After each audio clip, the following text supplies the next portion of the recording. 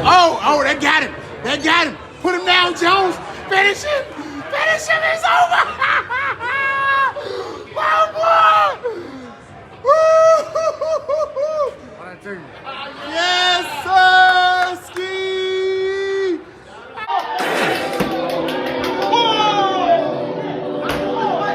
What's up, fight fans? Welcome back to the Cool Quay Show, where you feel cool and smooth. This is the Cool Quay Show, brought to you by the Undisputed MMA, where we talk about all things MMA. Fight fans. Fight fans, fight fans, fight fans. UFC 309 was amazing. It was amazing. We had some couple fights on there, like Bo Nickel, that was a lackluster fight. Didn't really see much from Bo Nickel like we expected. But fight fans, the rest of the fights was good. Ruffy, our prospect coming up. Ruffy got it done against James. Fight fans, the co-main event was amazing with Charles Oliveira and Chandler. I want to talk about that before in the fight. Fight fans, Michael Chandler and Charles D. Bronx Oliveira put on a show. They put on a masterclass. They put on a blockbuster show, and that's what we live for, fight fans. That's what we live for. I know Chandler had his head down because he lost the fight. He wanted to win the fight. He was training to win the fight. If you watch the countdown, he was leaving his family to go to Florida to train, just to travel, to kind of sharpen his skills, learn how to be a little bit more patient when you have his opponent hurt, not get too excited and just start swinging, and his IQ just go straight out the window. He wanted to change. He really wanted to win this fight. He really worked hard for it. He was shredded in shape, like I talked about in our predictions video. He came in this fight ready to redeem that loss. But he lost again, fight fans. He lost again. He was sad. But fight fans, Chandler was a winner. Charles was a winner. Chandler was a winner. We was all winners on Saturday night, fight fans. No doubt about that. We was all winners, fight fans. These men went out there to fight. They went out there to fight. They put on the show. Like, fight fans, Charles looked so damn good in his fight. He looked so good. This had to be the best version of Charles Oliveira I've seen in a while. I know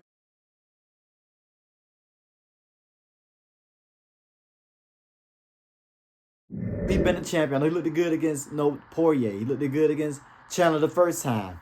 But his grappling, his wrestling was off the charts, fight fans. The takedowns he was getting on Chandler easily. A lot of people don't just hate down Chandler that easy without Chandler able to scramble up to his feet and able to make it a dogfight. But Charles got it to the ground, landed some ground and pound. At one point, he had like full mountain landing elbows on Chandler, trying to split him open. He hit him with some sharp elbows. I'm surprised that Chandler didn't get cut open like a can opener on his forehead, because he was landing some good shots, landing some knees against the cage, flying knees. His boxing was on point. His kicks was on point. He had called him off balance one time, Charles, when he kicked Chandler in the leg. And it's like, I don't know, like he just like dislocated Chandler's leg. Like he bent his leg back. It was just so nasty. And Charles had a lot of moments. He deserved that bonus shit. He put on the fight. He put on the fight. Licking his tongue out on the ground while Chandler had him. And Chandler had some moments too, man. Chandler had some moments where he rocked Charles. I thought it was going to be over. You know what I'm saying? He was grinding, pounding him. He was even knocking him in the back of the head. He was doing a lot of dirty tactics in his fight. And like Dominic Cruz said, Keith, the referee, had to be drunk. He had to be drunk, intoxicated, high as a kite. Because how did you not take off deduct the point from Chandler banging hammer fists repeatedly in the back of Charles' head, man? Grabbing against the cage sometime, pulling the glove Chandler was doing. He was doing a lot of dirty stuff in his fight, but he was trying to do whatever he can to win.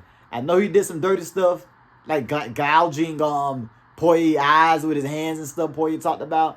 I know he did some stuff like that. But, man, he did a lot of dirty stuff in this fight. But Charles still got the victory. I just think a lot of that came from frustration from Chandler. You know what I'm saying? Not to land the shots he wanted to land. You know what I'm saying? It's just like Charles was mixing things up a little bit more, even with the elbows.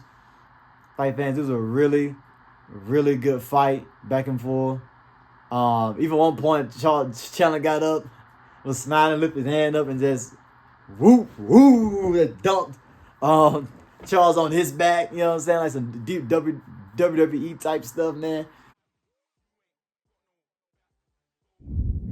It was crazy, man. And these are the ironic moments that we live for. This is what we live for. Fights like this, fight fans. And I knew it was going to be a good fight. I didn't know it was going to be 5 rounds. Is our co-main event 5 rounds now? I didn't know it was going to be a 5 round because I was asking Rich Ali and my man Dre when we was on the prediction videos if this fight 5 rounds, that can change my picks in the fight. But I thought it was just 3 rounds. But hell, I need to change my pick. Charles got it done. You know what I'm saying? I should have did a parlay with him and Jones on that though. I should have. I know I was going for Stipe. Y'all heard me say that in the prediction video. But I just wanted Stipe to win. Betting my money or betting my house on the Jones and Stipe fight, I would bet my house on Jones to win. You know what I'm saying? He never lost the GOAT, you know, like that. But that was a good fight. Charles deserved the winner of Sarukian and Habib. I mean, not Habib. And Islam Makhachev. He deserved the winner of that. He really, really do. He needed a rematch of one of those. After that performance, he needed a rematch. He needed a rematch. He needed an immediately title fight after performance like that. You know, running the rematch against Chandler.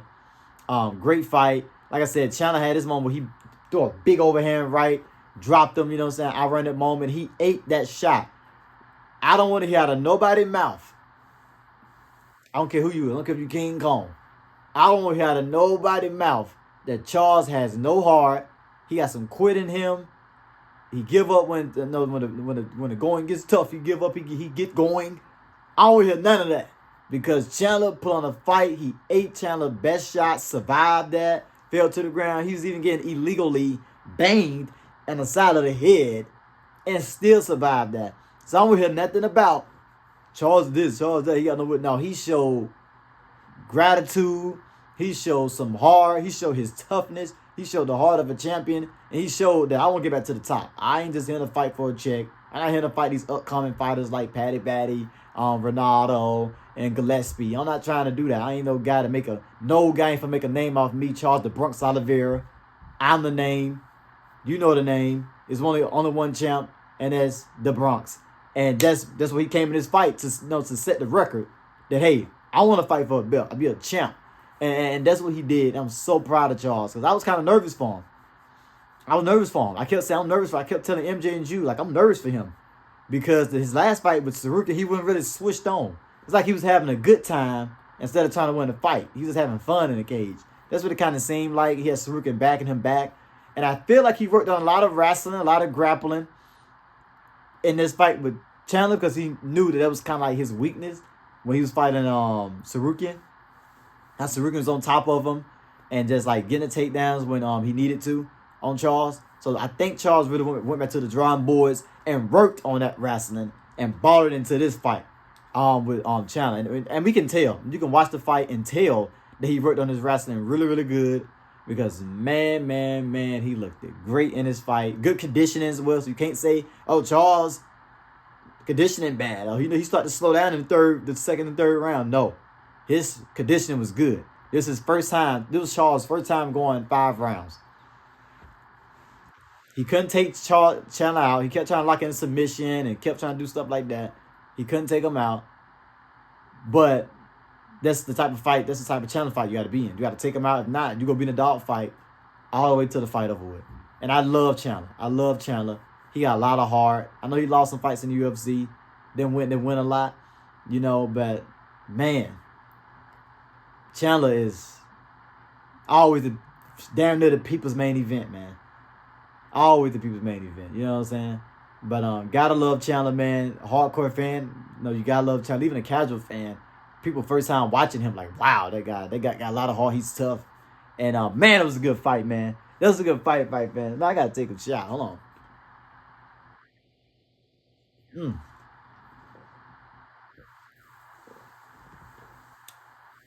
But man, it was a good fight, fan.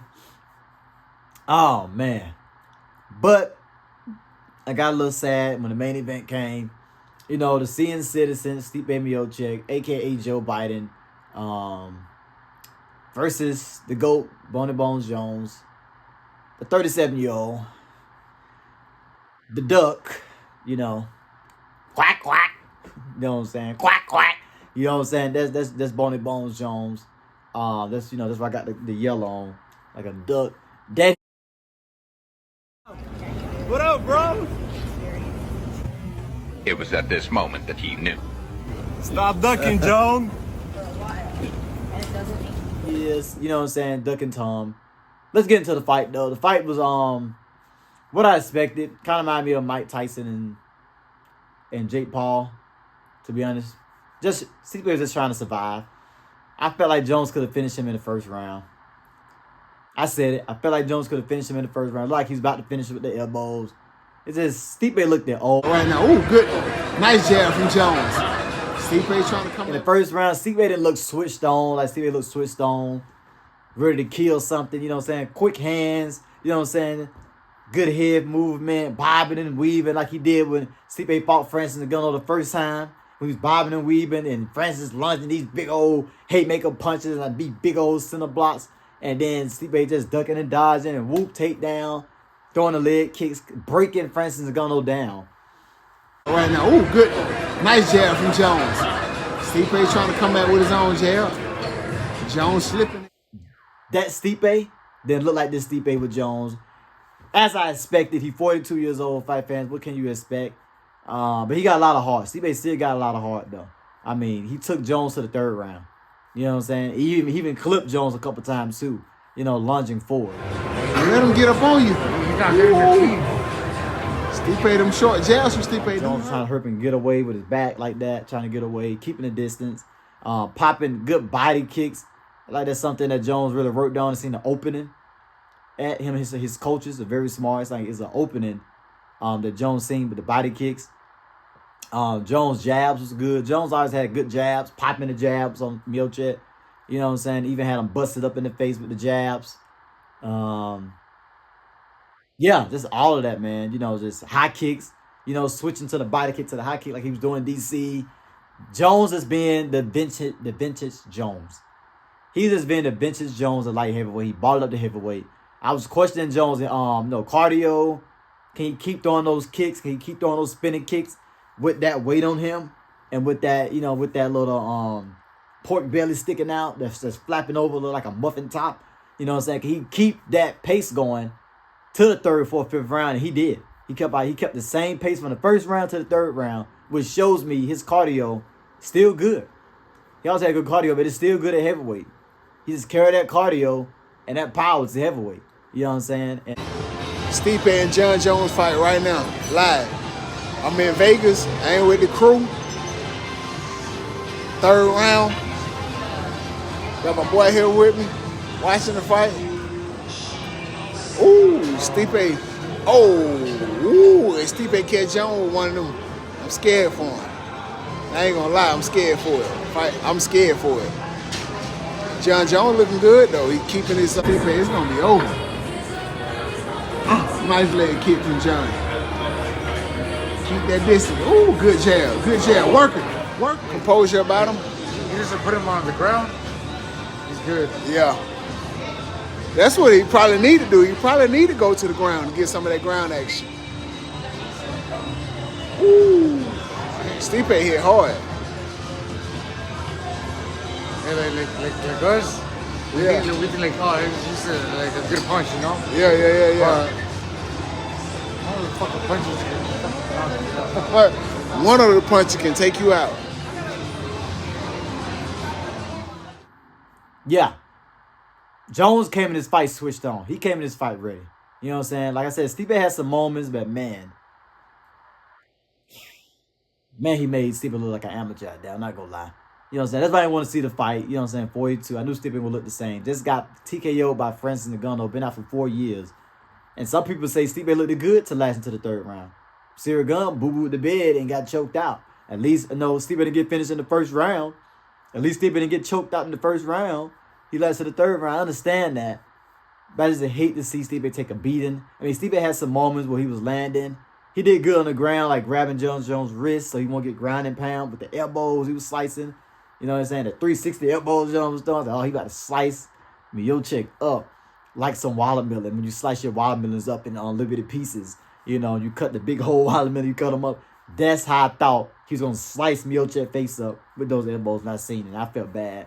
You know what I'm saying? And it was all John Jones pretty much. Like I said, Stipe had some moments, clipping a little bit. I'm gonna get to that in a minute in the video. If I look at a Tom Aspinall fight and a Jones fight, I'm gonna get to that though. But yeah, Stipe Miocic retired. He should have stayed retired in my opinion. I never want him to come back. This man was working a 9-to-5 job as a firefighter, man, in between his training camps. That's an interesting fact. He wasn't all the way in it. You know, back then he was all the way in the training. He was heavyweight champ. He was in his prime. That's when he wanted to fight Jones. You know, back then when he was in his 30s. You know, Jones liked to fight older people out of their prime, and you know, people who don't have grappling, like Aspinal. But yeah, it was all Jones, man. Jones showed up, you know what I'm saying, and broke a bone. Spinning back kick, beautiful. Spinning back kick from a heavyweight to throw a kick like that to the... Catch him. Look at that spinning back. Ooh, right in the solar plex. The ribs was amazing. We only seen like Sarah Gunn do that with a spinning back kick. You know, then a spinning back like round to hit him. But yeah, it was just a bad fight for Stipe, man. He retired, you know, he got his money.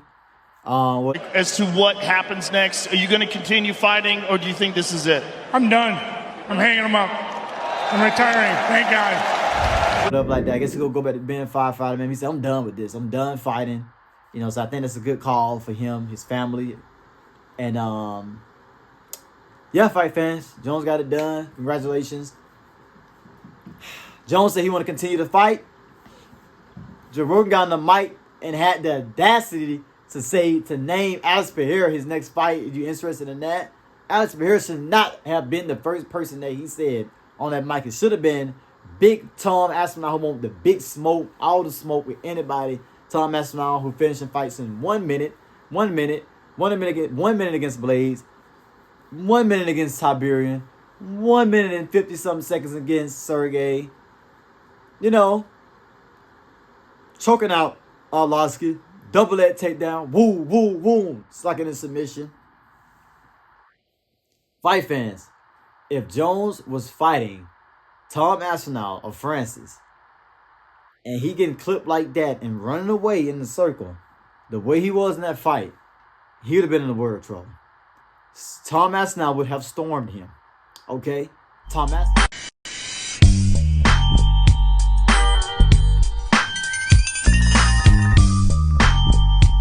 Aspinall punched 10 times harder than Stipe. He's 10 times stronger than Stipe. His ground game is 10 times better than Stipe. And I can just go on and on and on. Like I told my man Woody, Tom Aspinall grew up in a jiu-jitsu gym. That's what his dad solely trained on jiu-jitsu. How to block, how to dodge submissions, how to defend off the ground, how to get back up from your feet when you get taken down to the ground, how to lock in your own submissions. And Tom has shown that high-level submission game of him in his fights as a heavyweight. And Tom said, hey, man, I've seen a lot of openings that I can exploit on John Jones. And when we fight, I will try to exploit those holes I've seen in John Jones' game. Simple as that. Like he said, Chill, you fought him before, so you know what I'm talking about. But I want to exploit that.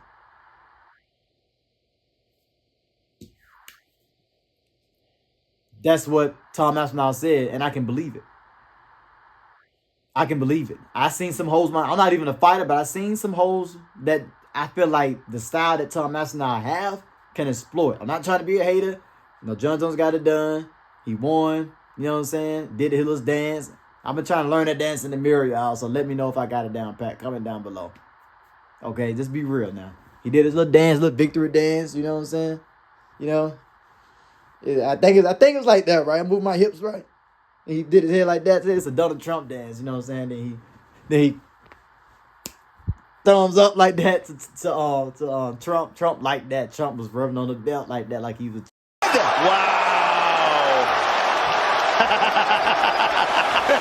He did the Trump dance. Jam. You know what I'm saying? That was cool. Cool dance. You know, Jones been having some good dances after he win the fight. You know, celebrate even a dance like that.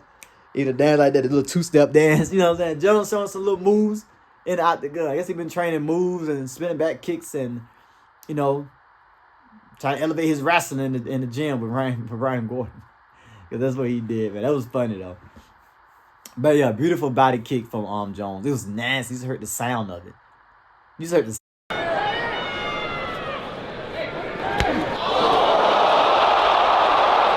kick. I knew. My man Woody said it's like he cracked a rib when he threw that thing. Like the shin of his foot hit him dead in the rib. He just fell. I said, yeah, enough is enough.